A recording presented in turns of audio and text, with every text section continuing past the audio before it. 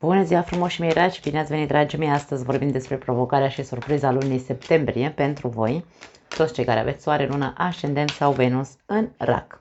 În același timp, vă recomand să vedeți etalarea unde voi aveți luna, ascendentul sau Venus pentru a completa cât mai bine această etalare.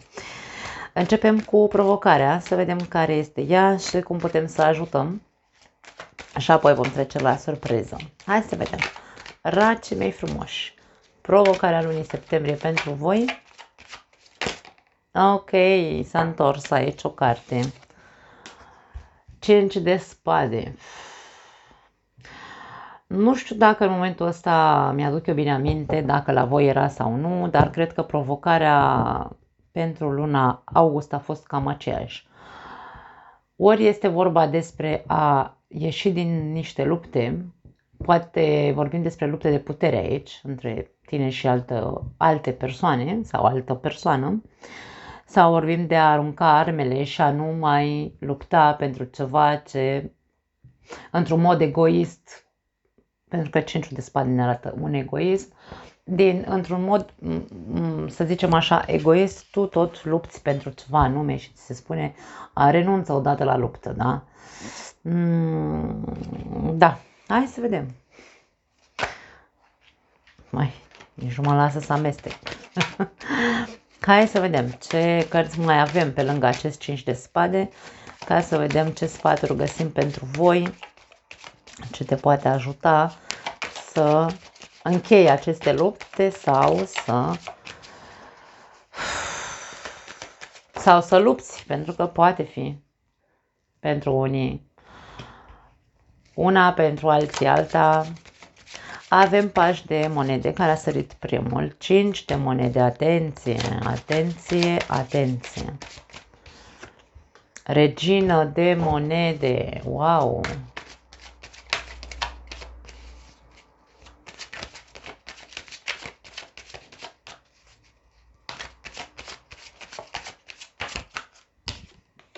Și forța, deci vorbim aici, dragii mei, simt aici foarte mult acest aspect al dominării. Deci eu cred că unii dintre voi foarte mulți dintre voi sunteți provocați să renunțați la luptă. Avem egoismul, avem lupta de putere, avem încăpățânare într-un fel sau altul, pentru a rămâne sau a lupta într-un mod egoist, să rămâi acolo pe poziția ta, da? În care tu domini această luptă, dar ești provocat să renunți la ea. Tu ții neapărat să rămâi în continuare în acest joc, în această luptă. Pentru unii dintre voi poate fi din cauza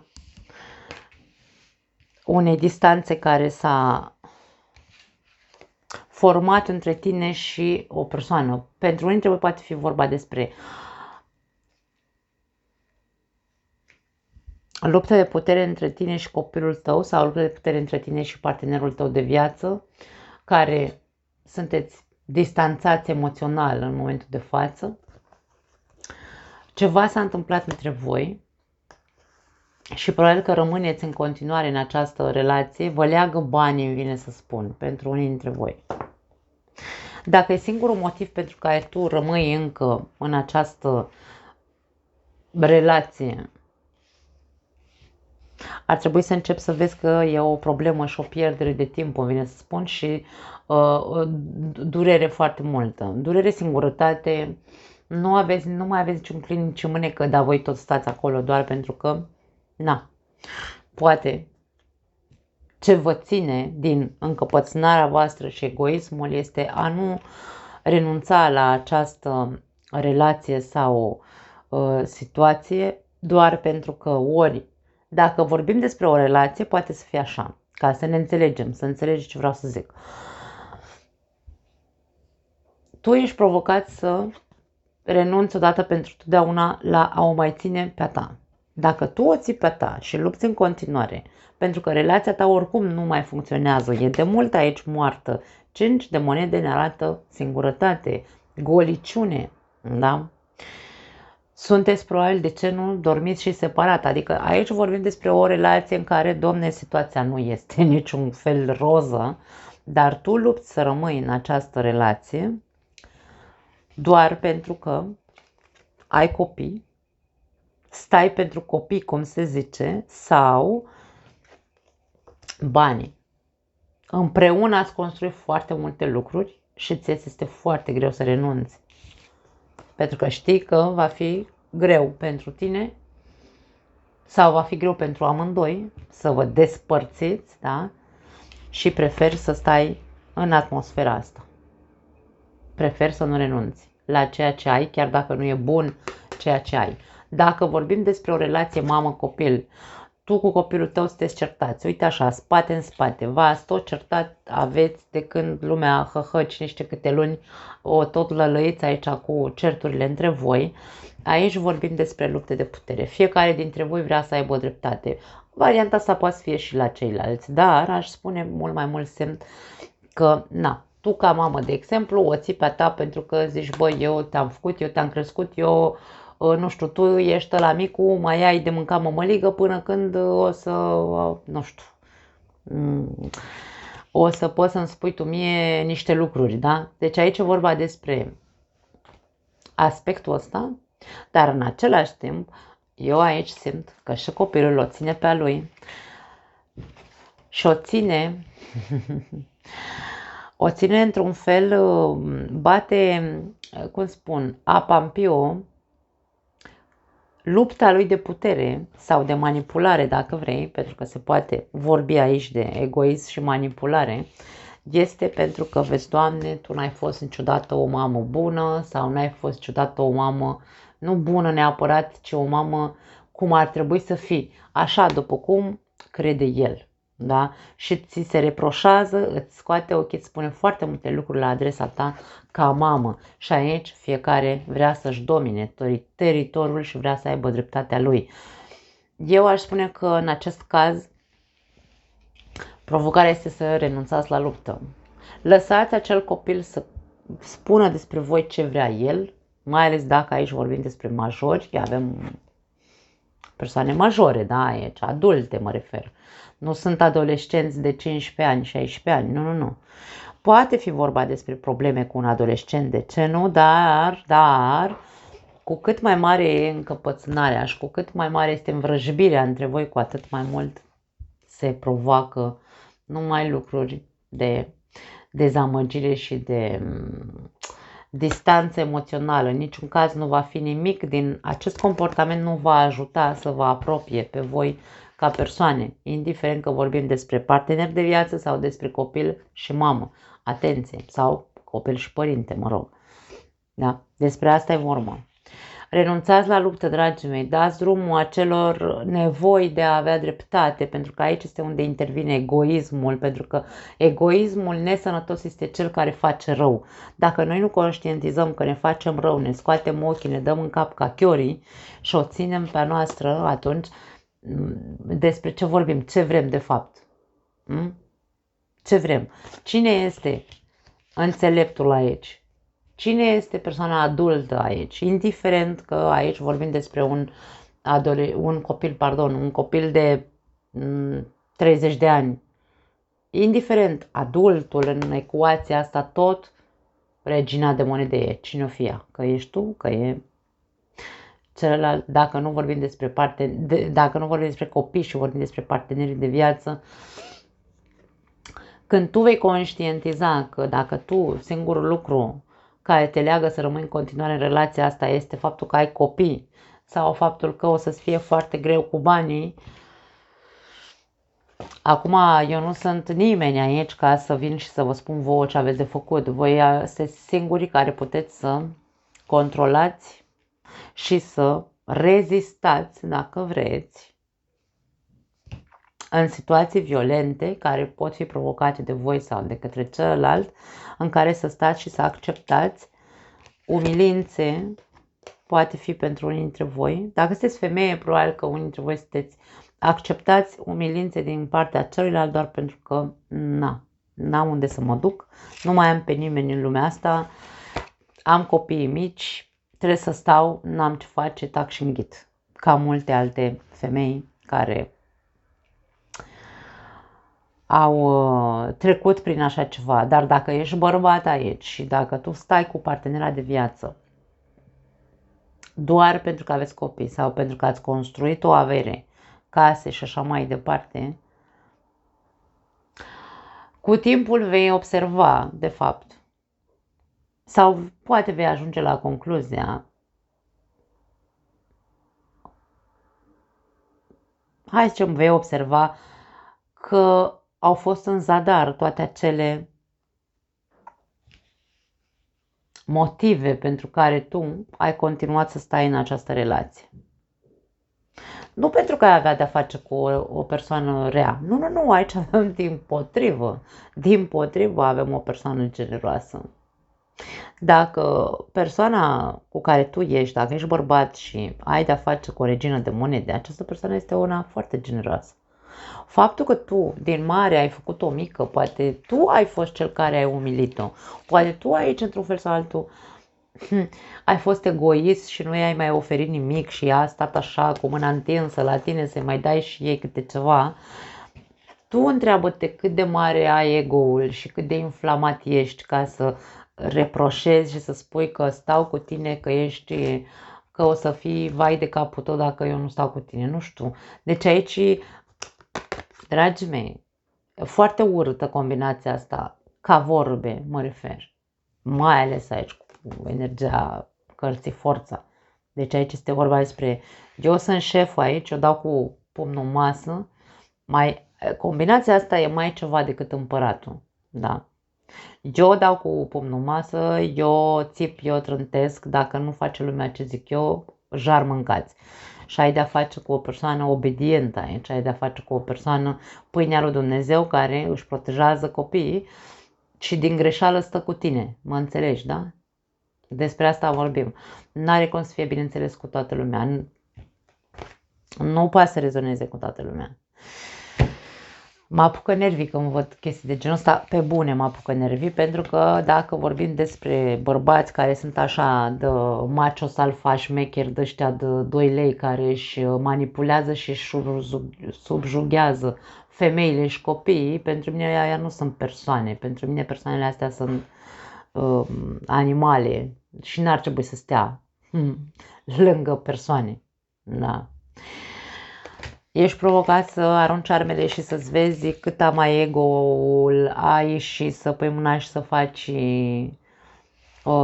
o muncă cu tine și să-ți dai seama că de fapt tu ești cel care îi înjosește pe ceilalți. Ar trebui să te iluminezi într-un fel sau altul, îmi vine să spun, da. Aruncă armele alea.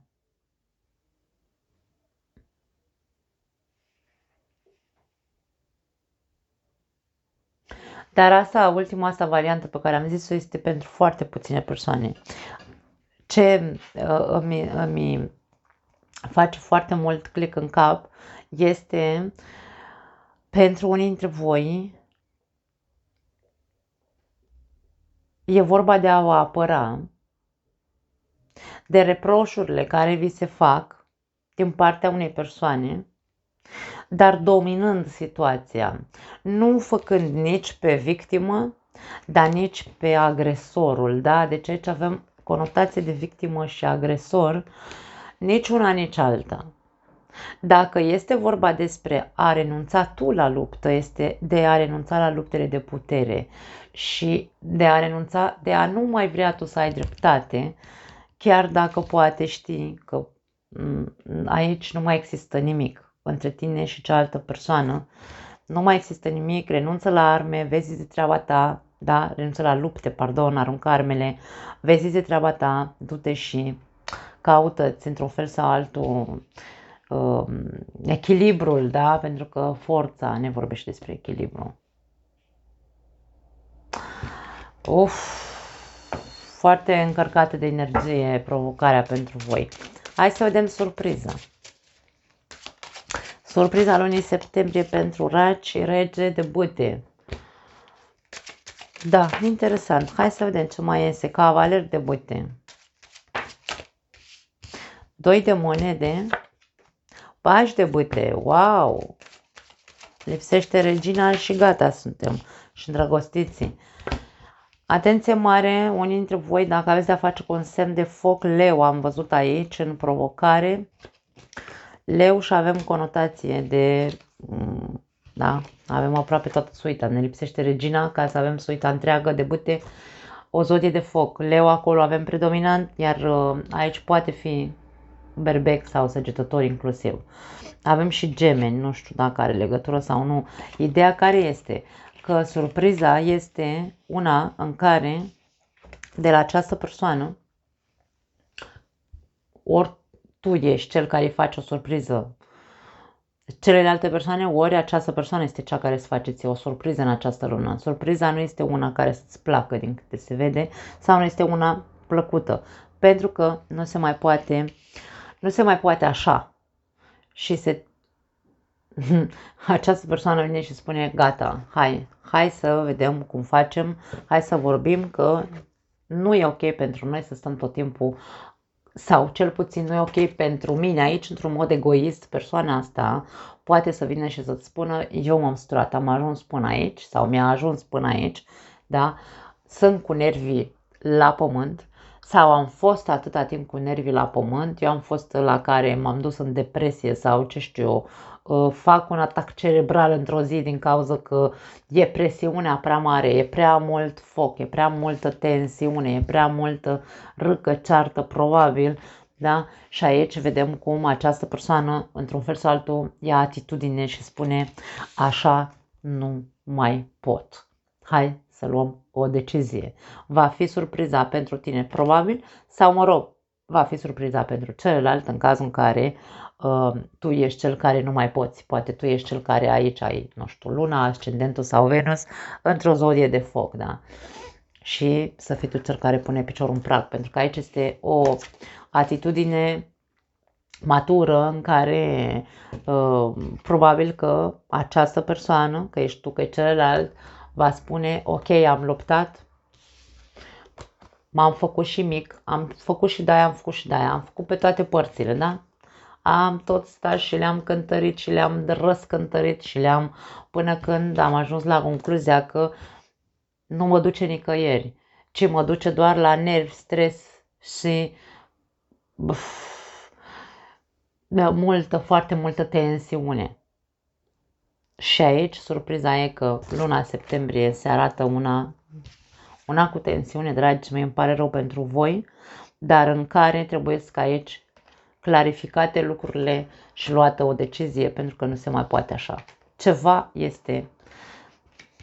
Ceva nu e ok și ceva nu este exagerat pentru unii dintre voi. O situație nu mai poate fi dusă la fel ca până acum și cineva pune piciorul în prag. Că aici provocarea este că tu trebuie să renunți o dată pentru totdeauna, pentru că e prea mult stres și trebuie să participi și să luați o decizie împreună, că aici provocarea este că tu ești cel care umilește și înjosește și domină și așa mai departe, celelalte persoane îi ajunge cuțitul la os și surpriză, uite că te pune în fața faptului împlinit și spune ia alege tu, dacă tot ai atâtea opțiuni, pune mâna și alege tu. Unii dintre voi aveți două opțiuni, că e vorba despre o persoană aventurieră aici care a avut o aventură, asta deja nu mai intru în amănunte, poate fi, vedem aici această conotație și dacă e vorba despre asta, e vorba despre surpriză, nu-ți mai merge așa, pe două căi, va trebui să iei o decizie. Nu pot să zic altceva. Foarte interesant. Dragii mei, vă pup. Na. Îmi câștig multe multe comentarii, probabil, care vor, sau mă rog, antipatia. Îmi câștig antipatia unor persoane, dar na, eu n-am ce să fac, că mi-asum rolul meu în această viață și încasez cu bine comentariile, să zicem așa. Nu mai am altceva. Vă pup. Ne vedem data viitoare. Ciao.